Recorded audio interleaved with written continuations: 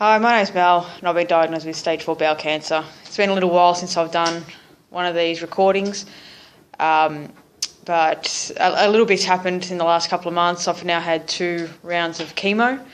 I'm having them two weeks apart every second Thursday. And so far, I think I've been pretty lucky with the side effects. I've only had nausea and peripheral neuropathy, which is tingling and pain in the tips of your fingers, toes. I also get it in my lips, and some people get it in their throat, and it's normally brought on by cold. So cold nights, I struggle to go outside to do anything. If I try to reach into the fridge or freezer, I have to put on ski-like gloves to try not to get the pain. And as far as I can tell, there isn't much that will control it. And the doctor's not too keen on controlling it because he needs to know how much pain I'm feeling. Because if it gets too bad, they'll have to take me off some of my chemotherapy drugs because it can become permanent. The nausea is probably the worst of it so far. So I'll have my treatment on the Thursday. For the first couple of days, I'm not too bad.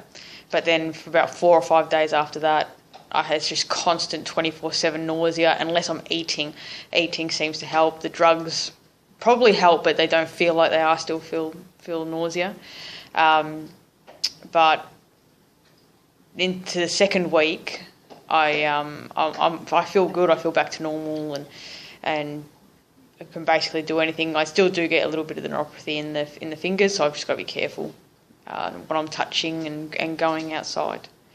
I sort of wonder sometimes whether I can do this long term because they do have me booked in for chemotherapy for I think it's another 5 months, and so every second week I'm pretty much just bound up in bed. But I suppose you've got to do what you have to do to get through it. Distractions sort of help, but most of the time it's the eating, as my dog is doing in the corner. And it's eating the things that you're craving. You're not craving, lettuce and salads and all the healthy things, vegetables. You're craving things with a lot of salt in it.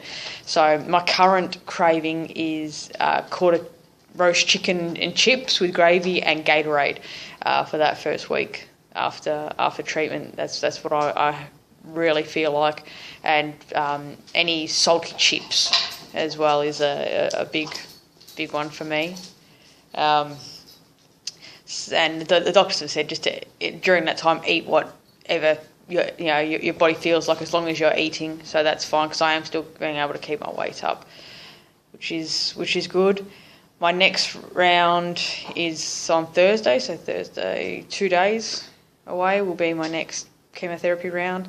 It kind of dawns on you on the Tuesday. So today's Tuesday, and Tuesday is the day where I go into the hospital to get my blood test to make sure that all my levels are back up to a state where my body can handle the next round of chemotherapy, and I have a consult with the doctor just to talk about the side effects. And it's today that it dawns on you that you've only got 2 more days left until you're off your feet for the next week. The process of chemotherapy itself it's daunting at the start, but where I'm getting treated at Peter Mac, they make it a lot easier. It's a lot more comfortable. You go in at whatever time your appointment is, and they set you up in a chair. I have a port in my chest, so they connect all of that up, and then they start pumping you through, with the drugs as well as flushes and things like that. Mine, so far the best time I've had is 6.5 hours in the chair. And the chairs are comfortable, they recline and everything. Many people fall asleep in them. And so 6.5 hours has been the best time. The first time I was in the chair for about 12 hours because one of my drugs was being prepared. And they give you the drugs in a set order, so if your first one's delayed, you're in the chair for a little bit longer. But there's plenty you can do to amuse yourself.